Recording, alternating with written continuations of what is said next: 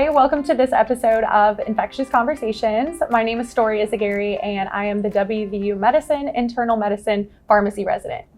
And my name is Laura Ehrenberger. I am the PGY2 in Infectious Diseases. And today we're going to be talking to you guys a little bit about our experience in South Africa. So just a few months ago, in March and April, we had the opportunity to go to Cape Town, South Africa for an international pharmacy rotation for about a month. And over there, we were able to work in one of their public sector hospitals and provide care to those patients in South Africa. We also went with a few different pharmacy students as well from the WVU School of Pharmacy, and we were able to precept them for this experience. Yeah, it was such a wonderful experience. I'm really excited to talk about it. In South Africa, they essentially have their healthcare split into the public and private sectors. As you mentioned, we did spend our time at the public sectors, private sectors being more the patients that have access to health insurance, and public sector being patients without health insurance or with less access to healthcare. So we were able to help serve a lot of the patients at these public sector hospitals and get exposure to a wide variety of disease states. Yeah, we definitely saw a lot of different disease states when we were over there. While working in their public sector, we were able to rotate through a few different areas of the hospital. So we spent some time in their emergency department caring for those patients. We spent a lot of time in their high care unit, which is equivalent to our intensive care unit, and also saw some patients in their surgical wards, as well as the general medicine wards as well. Yeah, no, this was a great experience. There were a lot of different challenging pieces of practicing at a completely different institution. One of the things that I found was most challenging over there was first being that they don't have electronic medical records, which is kind of a foreign concept to us over here. We are able to quickly access all of our patients' charts, quickly look at any information we would need at the click of a button. However, over at the hospitals in South Africa, they rely on patient charting. So that was definitely something I had to get used to while we were over there.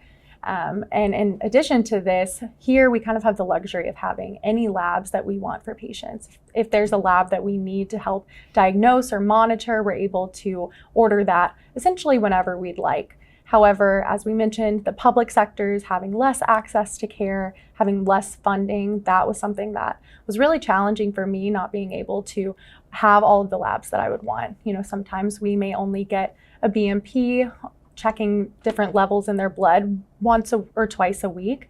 And so this kind of really challenged me to look at the patient and assess them clinically without having access to all of the things that I essentially would want to have while we're here. So something that I think we often take for granted that kind of opened my eyes to that.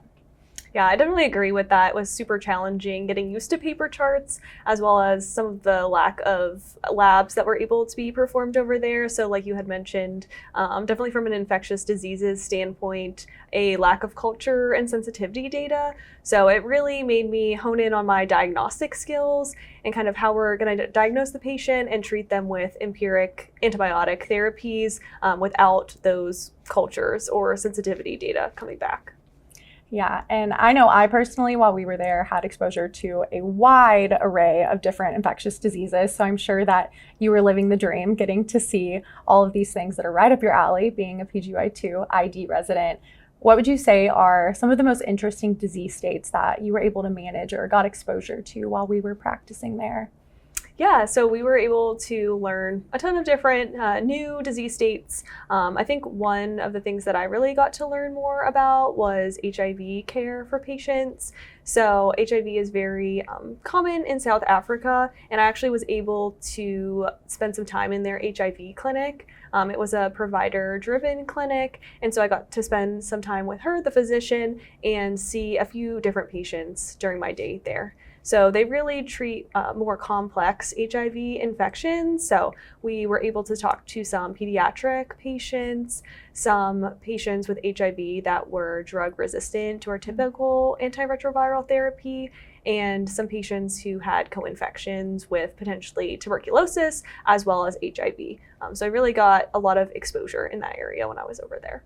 Yeah, that's something that I experienced as well with a lot of my patients, not something that I get to manage a lot in internal medicine. Sometimes I do have patients who have HIV, but not necessarily managing that as the primary disease state. So that was definitely a challenge for me over there. Were there any differences you noticed in managing patients who have HIV in South Africa compared to what we do here at WVU? Yeah, there were a few key differences. So the first being their backbone of therapy for most patients is something they call TLD, which is tenofovir, lamivudine, and dolutegravir. So a little bit different of a regimen than we would do in the United States in terms of our backbone of therapy. So they do TLD over there, and they also have less long-acting injectable medications.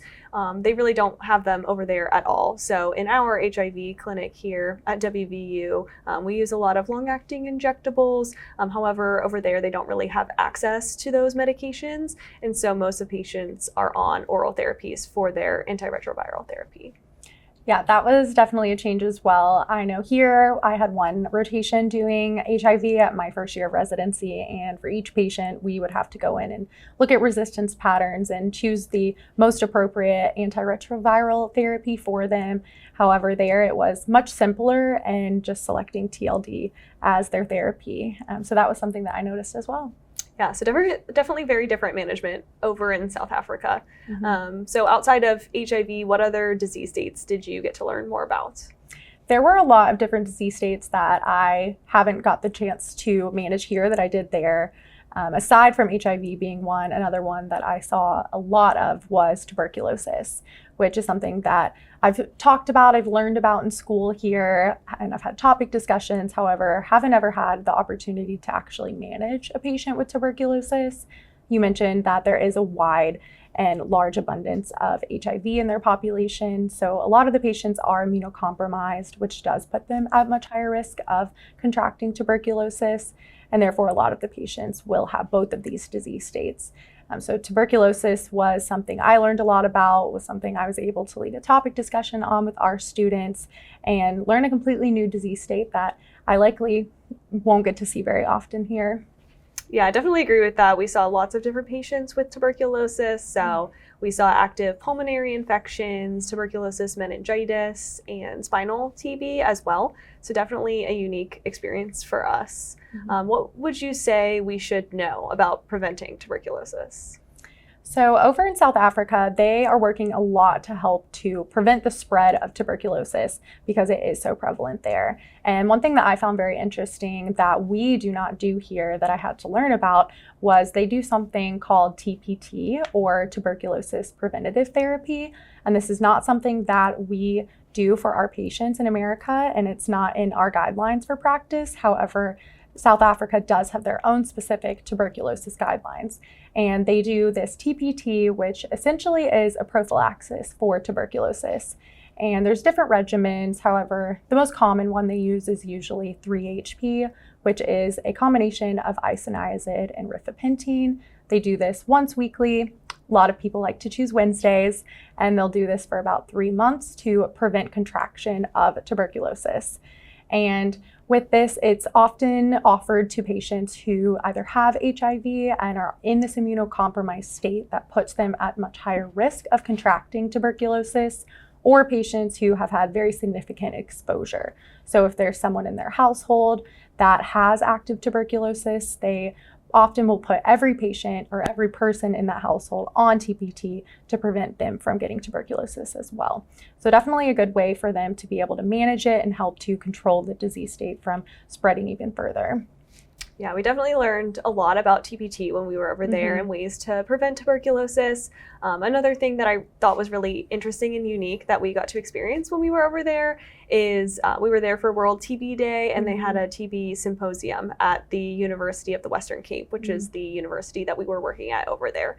So we were able to hear from TB survivors and different ways to help end the stigma surrounding tuberculosis. Since a lot of patients or people don't really realize that it can be treated and cured. And if patients are adherent to their therapies, it's not contagious anymore after a period of time. So it was really eye-opening to be able to talk to those people who have had tuberculosis in the past, or who are really passionate about kind of ending the stigma surrounding tuberculosis. Yeah, I definitely agree. I think Tuberculosis Day was a very valuable and impactful experience. It was probably one of my favorite days on rotation that we had there, getting to speak with TB survivors who, almost lost their lives and have beat this disease state and are so committed to preventing the spread and educating people in their country about tuberculosis was very eye-opening, like you said. I also learned so much from their presentations on how we manage, how we present, how we prevent tuberculosis. So this was one of my favorite days while we were there, and something that I'll always be grateful that we had the experience for. Yeah, definitely one of my favorite days as well. We were able to learn a lot during that day. One other thing that I thought was really unique when we were over there was their drug resistance rates. So definitely different than multi-drug resistant organisms that we think about in the US. So I guess in the US, what would you think about for multi-drug resistant organisms? Typically, if we're thinking about MDR organisms for patients, we're thinking things like MRSA or Pseudomonas would be the two big ones I usually think of. Yeah, for hospitalized patients, that's what I would also typically think about. However, we kind of learned that in South Africa, they really don't have a very high rate of MRSA. I didn't see a single patient on IV vancomycin, so I thought that was pretty interesting. And they have a really, really low rate of Pseudomonas as well. So a lot of their empiric antibiotic regimens didn't really cover Pseudomonas necessarily up front, or MRSA, just because the prevalence is so low. That's something I talked about with the physicians when we were rounding in the wards there, and that's something that we're commonly thinking of. If it's a hospital-acquired infection, do we need to cover against something like Pseudomonas?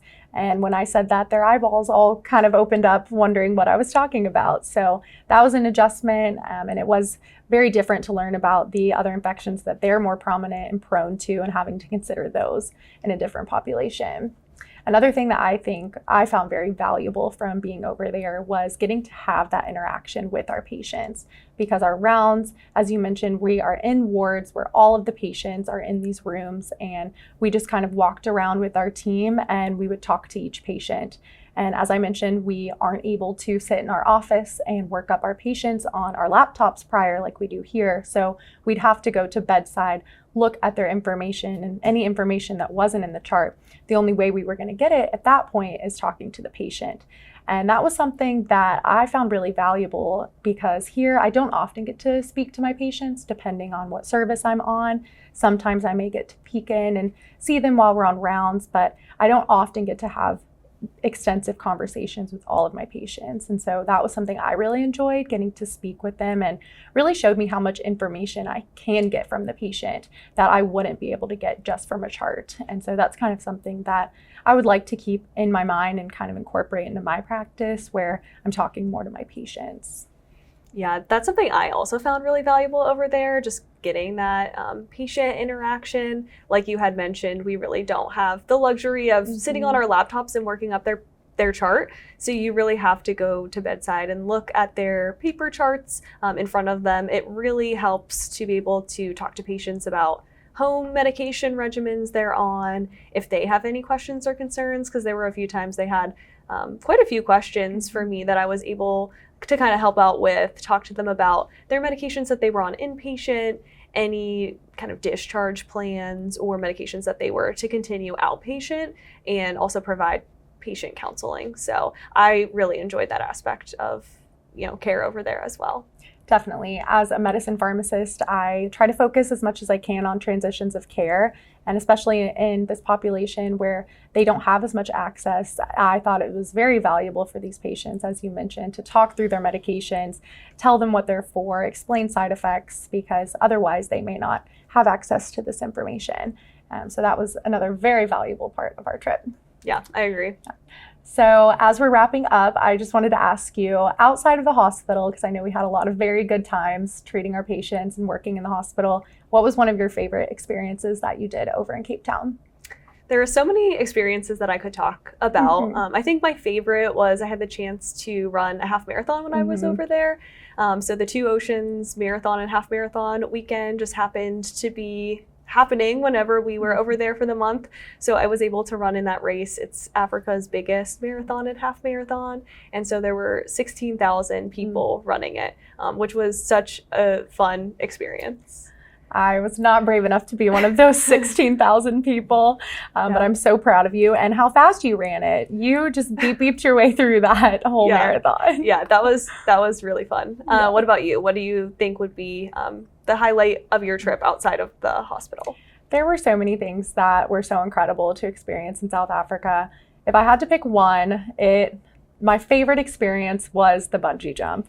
Getting to jump off a 709-foot bridge, not something that I typically would do, but when in South Africa, pushed myself to do it and no regrets. That I definitely was not brave enough to take the bungee, but I'm glad you had fun doing it. Yeah, next time we go to South Africa, I'm bringing you with me and we're gonna bungee jump together. Amazing. Yes, perfect. Yeah. Well, that's all we have time for. Thank you so much for joining us on this episode of Infectious Conversations. Thank you. It was really nice talking to you all a little bit about our experience in South Africa.